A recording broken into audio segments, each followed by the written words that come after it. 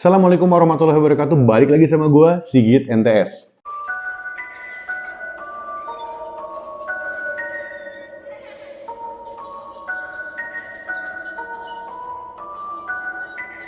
Pada video kali ini gue bakal ceritain tentang kasus yang menggemparkan dan mengerikan di Gresik, Jawa Timur. Dan kasus ini terjadi pada tahun 2017.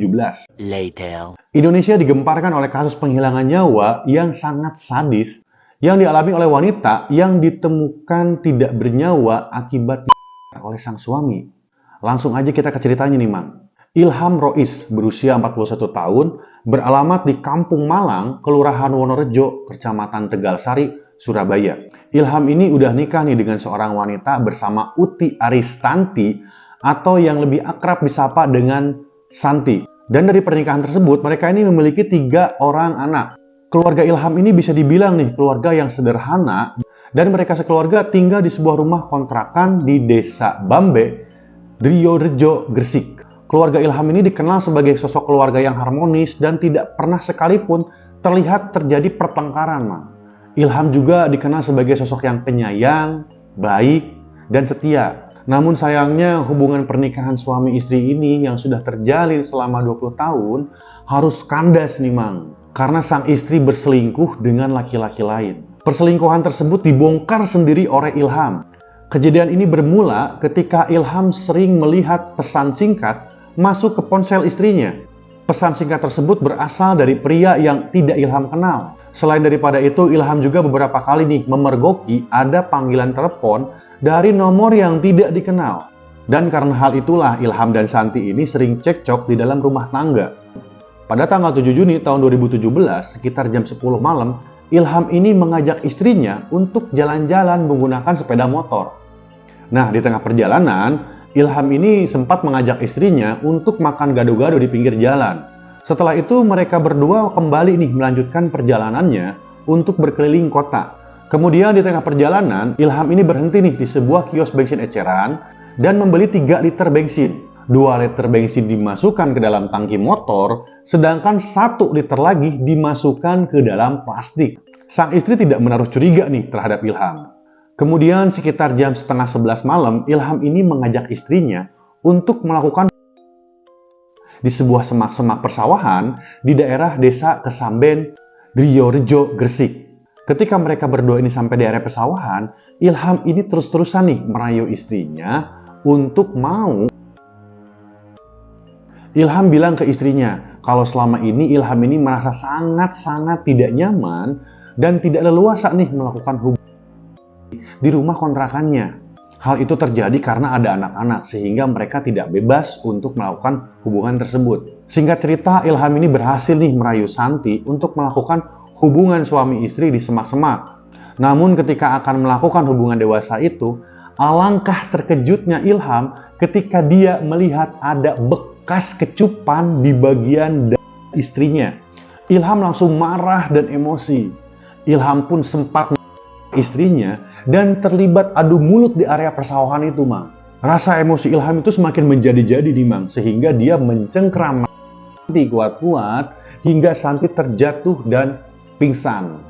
Setelah itu Ilham bensin yang telah ia beli ke dan langsung hingga Santi menghembuskan nafas terakhirnya, Mang. Setelah melakukan semua perbuatan tersebut, Ilham ini langsung bergegas pergi dari lokasi kejadian dan kabur nih menuju Sleman, Yogyakarta. Kemudian pada tanggal 8 Juni tahun 2017, sekitar jam 9 pagi, seorang warga yang kebetulan melintas di area pesawahan itu mencium bau hangus yang sangat pekat. Orang itu pun penasaran nih dan memutuskan untuk mencari sumber dari bau tersebut, Mang. Pada saat orang itu mencari sumber bau, dia terkejut nih ketika menemukan sosok dalam keadaan yang cukup mengenaskan dengan luka bakar hampir dan dalam posisi tangan di atas kepala serta yang menganga. Orang itu pun berlari nih pergi dari tempat itu untuk meminta pertolongan warga di sekitar. Setelah itu warga di daerah sana pun hadir, datang dan mengerumuni penemuan tersebut. Warga kemudian melaporkan temuan tersebut ke pihak kepolisian. Polisi dari Polres Gresik langsung nih mendatangi lokasi dan melakukan clearing area penemuan, Mang. Polisi kemudian segera nih membawa jasad tersebut ke rumah sakit untuk dilakukan otopsi dan penyelidikan lebih lanjut. Polisi selanjutnya melakukan pemeriksaan saksi yang berada di tempat kejadian perkara. Tidak beberapa lama dari itu, hasil otopsi pun keluar. Berdasarkan hasil otopsi, diketahui jika penyebab adalah luka bakar yang mencapai 90%. Dan setelah polisi berhasil mengumpulkan keterangan saksi dan barang bukti, polisi dengan segera nih memburu pelaku yang merupakan suami dari korban. Dan yang buat kerennya adalah polisi ini tidak memerlukan waktu yang lama untuk mengejar pelaku dari kasus ini. Pada tanggal 9 Juni tahun 2017, tim dari Polres Gresik berhasil nih menangkap Ilham tanpa ada perlawanan. Ilham ditangkap saat dia berada di sebuah masjid di daerah Sleman, Yogyakarta. Setelah penangkapan tersebut, Ilham langsung dibawa nih kembali ke Polres Gresik untuk proses penyelidikan lebih lanjut. Ilham ini mengakui semua perbuatannya kepada pihak kepolisian. Ilham mengaku kalau motifnya melakukan penghilangan nyawa tersebut adalah merasa kesal dan emosi kepada istrinya karena istrinya telah berselingkuh. Ditambah Ilham juga menemukan bekas kecupan di bagian istrinya, sehingga Ilham ini tidak mampu untuk meredam kemarahannya. Ilham Rois dijerat dengan pasal 44 ayat 3 Undang-Undang Republik Indonesia nomor 23 tahun 2004 tentang penghapusan kekerasan dalam rumah tangga, dan atau pasal 340 KUHP tentang pembunuhan berencana.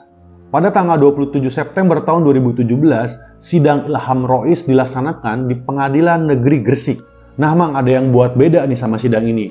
Proses persidangan Ilham Rois ini berlangsung dengan penuh haru karena anak kandungnya ini menjadi saksi dalam persidangan bapaknya. Anak kandung Ilham Rois ini menyatakan nih jika ia itu tidak mengetahui secara pasti tentang kejadian tersebut.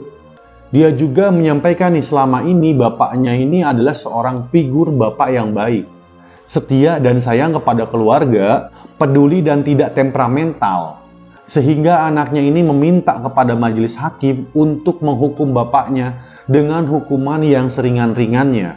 Kemudian anaknya juga menyampaikan nih jika dirinya itu serta dua adiknya sudah memaafkan semua perbuatan bapaknya. Mereka juga bilang nih kalau mereka ini sangat menyayangi bapaknya dan masih membutuhkan figur seorang bapak dan pelukan dari seorang bapak.